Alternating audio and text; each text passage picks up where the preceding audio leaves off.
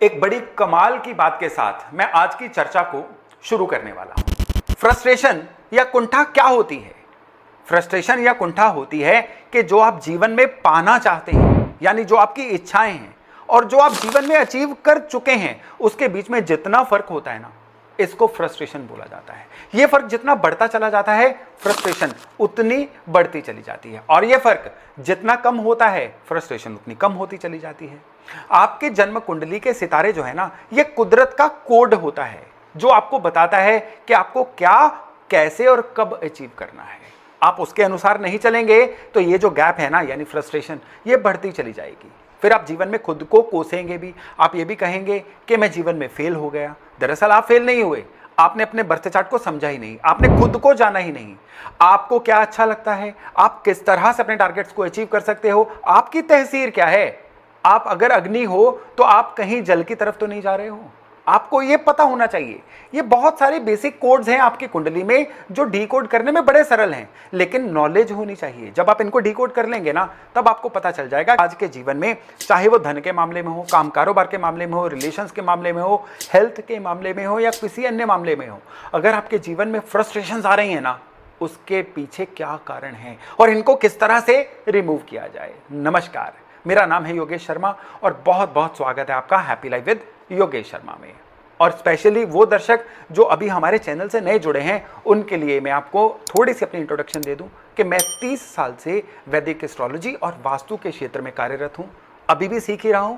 ये विद्या ऐसी है, जितनी सीखते जाएं उतनी ही कम लगती है, और साथ ही साथ में जो सीखा है वो आगे सिखाने की, यानी क्लासेस लेके एस्ट्रोलॉजी को सिखाने की भी कोशिश कर रहा हूं। तो चलिए आज की चर्चा शुरू करते हैं कि आपके बर्थ चार्ट से आपको अपनी तहसीर के बारे में कैसे पता चलेगा, अपने फ्लेयर के बारे में कैसे पता चलेगा, और आपको कैसे पता चलेगा कि कुदरत ने आपके लिए सक्सेस का कोड कौन सा रखा हुआ है। इसमें सबसे पहले आपको चेक करना है कि आपके बर्थ चार्ट के राहु और केतु जो हैं वो कहां पे हैं। राहु जो हैं ये नॉर्थ नोड कहलाते हैं, और जो केतु हैं ये साउथ नोड कहलाते हैं। चंद्रमा का जो एलिप्टिकल पाथ होता है ना, उसके ये दो बिंदु होते हैं जो राहु और केतु कहलाते हैं। इनकी फिजिकल एग्जिस्टेंस नहीं होती है, लेकिन इनका जो भी प्रभाव होता है ना, ये किसी भी फिजिकल एग्जिस्टेंस से काफी ज्यादा होता है, और ये कार्मिक प्लैनेट्स कहलाते हैं। यानी ये वो लेयर्स लेके आए होते हैं हमारे चार्ट में जो बताते हैं कि पिछले जन्मों के कौन से संचित कर्म इस जन्म में हम साथ लेके आए हुए हैं, और उनको पूरा किए बिना इस जन्म में सफलता, सेटिस्फैक्शन नहीं मिलेगी, फ्रस्ट्रेशन बढ़ सकती है। अब यहां पे आपको एक चीज का ध्यान रखना है कि राहु जो आपके बर्थ चार्ट में होते हैं ना, ये कुदरत का कौन सा कोड आपको बताना चाह रहे हैं। राहु कहते हैं कि आप पिछले जन्म की कौन सी खामियां, कौन सी कमियां इस जन्म में अपने साथ लेके आए हो, और इस जन्म में आपको वो कमियां पूरी करनी है, वो खामियां अपने अंदर से पूरी करनी है। तभी आपके जीवन में सेटिस्फैक्शन आ पाएगी, तभी आपके जीवन में संपूर्णता आ पाएगी, तभी आपके जीवन में सक्सेस आ पाएगी। आपके बर्थ चार्ट में जहां पे राहु है ना, आपके अंदर से एक जिस्ट बन जाती है कि उस चीज को लेना है। क्यों लेना है? क्योंकि उस चीज की खामी लेके आए हुए हो आप। इस पैटर्न को समझिए, ये कोड है कुदरत का राहु के द्वारा। सपोज करिए कि किसी के राहु जो है वो इनकम के भाव में है। इस जन्म में अगर वो इंसान जो भी उसको इनकम मिलती है उसी में सेटिस्फाई हो जाता है, तो फिर वो फ्रस्ट्रेशन का शिकार होगा। क्यों? क्योंकि वो पिछले जन्म से ही कम इनकम की लेयर अपने अंदर लेके आया हुआ है। इस जन्म में उसको लगातार इंक्रीमेंटल ग्रोथ, हर साल अपनी इनकम को कैसे बढ़ाया जाए, उसको अपने प्लान में शामिल करना है। वो नहीं करेगा ना, यो जो चल रहा है उसी फ्लो के साथ चलेगा, कभी रिस्क नहीं लेगा इनकम बढ़ाने के लिए, तो ना केवल उसके जीवन में फेलियर आएंगे, बल्कि उसके जीवन से फ्रस्ट्रेशन का लेवल जो है ना काफी ज्यादा बढ़ जाएगा। अब यही राहु जो है किसी भी इंसान के 7th हाउस में हो, अब 7th हाउस में राहु हैं, तो ये गृहस्थी की कोई ना कोई परेशानी पिछले जन्म की अपने साथ लेके आया हुआ है। उसको क्या करना है? उसको जीवन में गृहस्थी की खुशियां एक्वायर करनी है। जहां पे राहु है, आपको उस भाव के जो भी अच्छे तत्व हैं ना, वो एक्वायर करने हैं। अब 12 भाव के जो अलग अलग तत्व हैं मेरे पुराने वीडियोस में हैं, आप उनको देख सकते हो। लेकिन अब आपको जो कोड दे दिया ना, आप इसका ध्यान रखिएगा। किसी के 3rd हाउस में राहु है, तो उसको अपने भाइयों बहनों से संबंध अच्छे बना के रखने, क्योंकि खराब संबंध तो वो कैरी फॉरवर्ड करवा के लाया हुआ है, उनको सुधारना है।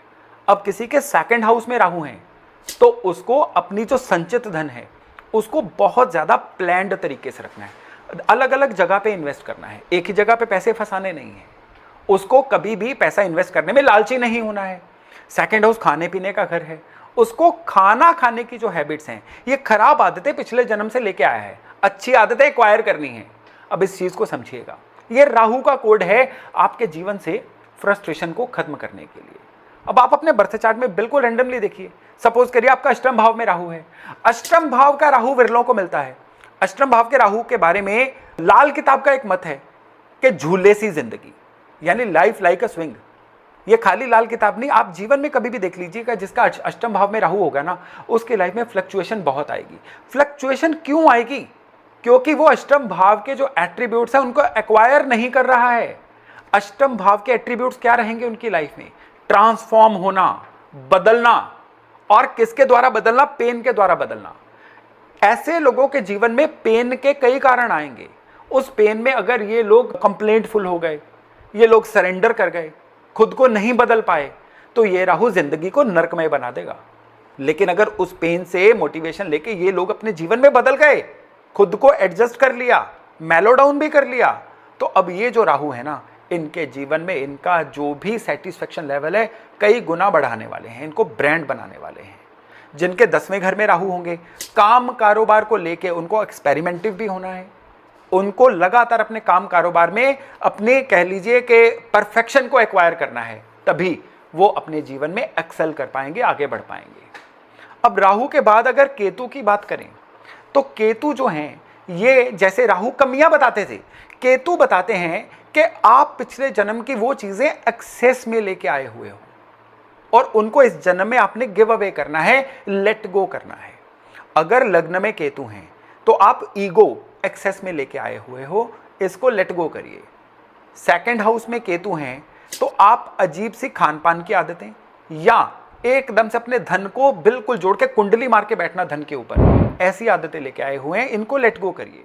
किसी के छठे भाव में केतु हैं तो छठे भाव के केतु क्या कहते हैं कि बिना बात के लोगों से दुश्मनियां आप कैरी फॉरवर्ड करवा के लेके आए हुए हो, तो दुश्मनियों को लेट गो करो, चीजों को छोड़ दो, जाने दो, किसी से कंपीट मत करो, बिल्कुल अपने परफेक्शन की तरफ, अपने काम की तरफ ध्यान दो। 5वें भाव के केतु है ना, ये इंसान को ब्रांड बनाते हैं, लेकिन तब ब्रांड बनाते हैं जब इंसान डाउन टू अर्थ हो जाए। अब 11वें भाव के केतु होंगे तो उस इंसान को हमेशा इनकम के बारे में नहीं सोचना है, उसको अपने वर्क लाइफ बैलेंस की तरफ ध्यान देना है। 12वें भाव के केतु हैं तो उस इंसान को अध्यात्म का कारक क्यों बोला जाता है? इसलिए बोला जाता है कि 12वें भाव में केतु जाके क्या करते हैं कि जो उसके पास रिसोर्सेज है ना, वो लोगों को डिस्ट्रीब्यूट करना सिखाता है और रिसोर्सेज से ऊपर उठ के स्पिरिचुअल लेवल पे जाना बताता है। ये होता है केतु। तो ये जो कोडेड मैसेज है ना राहु और केतु के, अपने चार्ट के अनुसार जब आप इनको समझ लेंगे तब आपको सहायता मिलेगी ये जानने में कि कुदरत आपके द्वारा कौन सा पैटर्न एक्वायर करवाना चाह रही है, कौन सा पैटर्न आपके लिए गिव अवे करवाना चाह रही है। आप कहीं इसका उल्टा तो नहीं कर रहे थे, जो चीज गिव अवे करनी चाहिए थी उसको एक्वायर कर रहे थे और जो चीज लेनी चाहिए थी उसको गिव अवे कर रहे थे। अगर ये चीज हो गई तो जीवन में फ्रस्ट्रेशन बढ़ती जाएगी, घाटे बढ़ते जाएंगे, फ्रस्ट्रेशंस बढ़ती जाएंगी। इस चीज को ध्यान रखिएगा। अब राहु और केतु के बाद एक और पेयर है बहुत बड़ा, जो आपको अपने खुद को जानने के लिए बहुत काम में लेके आना है। वो पेयर है चंद्रमा और सूरज का। ये दो रॉयल प्लैनेट्स हैं, ये कुंडली के माता पिता कहे गए हैं। और वैसे भी इंसान के सूर्य जो है पिता कहलाते हैं, चंद्रमा माता कहलाते हैं। बर्थ चार्ट में इनका आपस में दृष्टि संबंध होना, आमने सामने होना बहुत फेवरेबल होता है। इनका एक दूसरे के 1, 5, 9 में त्रिकोण में होना बहुत फेवरेबल माना जाता है। एक दूसरे से 2, 12 होना, 6, 8 होना ये खराब माना जाता है। तो इस वजह से क्या होता है कि जिनके भी सूर्य चंद्रमा आपस में खराब एंगल पे होते हैं, ये लोगों के जीवन में जितने मर्जी कुंडली में अच्छे योग हो जाए, वो कभी भी सक्सेसफुल नहीं होते, वो योग घटित ही नहीं होते उनकी लाइफ में। कभी ऐसे कॉम्बिनेशन बनते ही नहीं है कि उन योगों का उनके जीवन में फायदा हो पाए। तो सूर्य और चंद्रमा जो हैं, इनका आप अपना बर्थ चार्ट देखिए। अगर आपके सूर्य चंद्रमा एक साथ हैं, इसका मतलब है आपका अमावस का बर्थ है। अब अमावस का बर्थ है ना, तो आप समझ लीजिए चंद्रमा बुझ गए, सूरज की बड़ी क्लोज प्रॉक्सिमिटी में आ गए। तो इस वजह से आपके जीवन से इमोशनल बैलेंस निकल जाएगा। कहीं ना कहीं आपका थॉट प्रोसेस जो है ना बहुत ज़्यादा ओवर प्रैक्टिकल हो जाएगा, जो समाज में अनएक्सेप्टेबल हो जाएगा। सूर्य चंद्रमा आमने सामने होंगे तो दोनों ही बलवान होंगे, लेकिन उस केस में भी इंसान रूल्स में बंध के काम नहीं कर सकता। ऐसा इंसान एक फ्री फ्लो रखता है, ऐसा इंसान नौकरियां करेगा तो अंडर वैल्यूड काम करेगा, अपना बिजनेस करेगा तो बहुत अच्छा काम करेगा। किसी के चंद्र सूर्य जो है 6-8 में हो तो कहा जाता है कि उनके माता पिता के भी आपस में संबंध सामान्य नहीं रहते और उसका भी उनके बचपन की लेयर्स में प्रभाव दिखता है, उनकी पर्सनैलिटी में प्रभाव दिखता है। तो सूर्य और चंद्रमा कैसे हैं? सूर्य है आपके जीवन का पर्पस क्या है, और चंद्रमा क्या है कि आप अपने जीवन में इमोशनल कंटेंट कितना रखते हो। अब सोचिए कोई इंसान बिना इमोशन के होगा तो भी अनएक्सेप्टेबल होगा, और जिस इंसान के जीवन का कोई पर्पस नहीं होगा वो भी अनएक्सेप्टेबल होगा। तो सूर्य चंद्रमा का बैलेंस होना भी बताता है कि आप अपने जीवन में किस लेवल तक जा सकते हो, किस हाइट तक जा सकते हो। तो राहु केतु सूर्य चंद्र के बाद बारी आती है कि आपके जीवन में जो पंच तत्व हैं उनमें से कौन सा तत्व ज्यादा हावी हो रखा है। पंच तत्वों में अग्नि, पृथ्वी, जल, वायु, आकाश। आकाश के अंडर हम सब आते हैं और हमारी नेचर्स में या अग्नि तत्व प्रोमिनेंट होता है, या पृथ्वी तत्व प्रोमिनेंट होता है, या जल तत्व प्रोमिनेंट होता है, या वायु तत्व प्रोमिनेंट होता है। एक तत्व हमेशा सामने आके बात करता है, बाकी तत्व बैकग्राउंड में रहते हैं।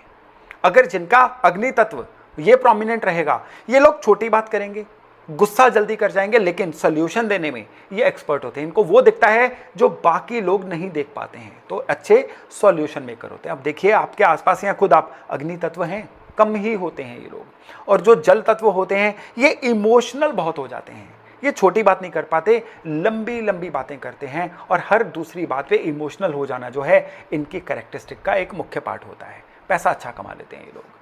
और जो अर्थ एलिमेंट होते हैं ये तो होते ही पैसा बुद्धि है, मटेरियलिस्टिक हैं, हर बात पे मटेरियल गेन्स जो हैं इनको हमेशा पसंद होते हैं। और सबसे बड़ी बात क्या है कि ये लोग जो हैं ये लोग काम करवाने में माहिर होते हैं, करने में नहीं, इसलिए ये अच्छे बॉस साबित होते हैं। और जो वायु तत्व वाले लोग हैं इनका क्या होता है, इनक्यूजिटिव नेचर, हर इंसान से उसके बारे में जानना, क्या कर रहे हो, कब कर रहे हो, कहाँ कर रहे हो, ये सारी चीज़ें, लेकिन अपने भेद नहीं बताएंगे। ये बॉडी स्ट्रक्चर इनका थिन सा रहता है। तो इस तरह से ये जो चार तत्व हैं ना, इनमें से एक तत्व मुख्य होगा और एक तत्व जो है बैकग्राउंड में होगा। अब आप देखिएगा कि आपके अंदर कौन सा तत्व बोल रहा है। अगर सपोज करिए आप अग्नि तत्व हैं और आपका कोई काम ऐसा है जिसमें लंबा बोलना है या इमोशनल होना है, तो कहाँ कामयाब होंगे आप। और अगर आपका जल तत्व है और आपको छोटे जल्दी होने वाले काम जैसे कि अग्नि तत्व वाले होते हैं उसमें बिठा दिया जाए तो भी कहाँ कामयाब होंगे, फ्रस्ट्रेशन बढ़ेगी ना। अब आप अर्थ एलिमेंट हैं, बॉस एलिमेंट हैं, लेकिन आपको कहा जाए कि किसी के अंडर काम करिए, आपसे ऑर्डर लिए ही नहीं जाएंगे, क्योंकि आप तो प्लानर हैं, प्लानिंग करना आपकी फितरत में शामिल है। और अगर आप वायु तत्व हैं और कहीं ऐसा काम आ जाए जो काम जो है पृथ्वी तत्व से संबंधित हो, तो भी आप फ्रीली उसको नहीं कर पाएंगे। तो जब आप अपना तत्व पहचानते हैं, आप ये पहचान लेते हैं कि राहु केतु आपके बर्थ चार्ट के थ्रू क्या एक्वायर करने और क्या छोड़ देने का संकेत दे रहे हैं, और फिर आपके चंद्र सूर्य बता रहे हैं कि कहाँ पे कमी रह रही है, किन चीज़ों को बैलेंस करने से ये ग्रह आपके बैलेंस हो जाएंगे, तो फिर आप खुद को जान जाते हैं। फिर आप ये जान जाते हैं कि आपके जीवन में तरक्की कैसे आएगी, फिर आप ये जान जाते हैं कि इस तरक्की का जो है रास्ता किधर से होके निकलता है।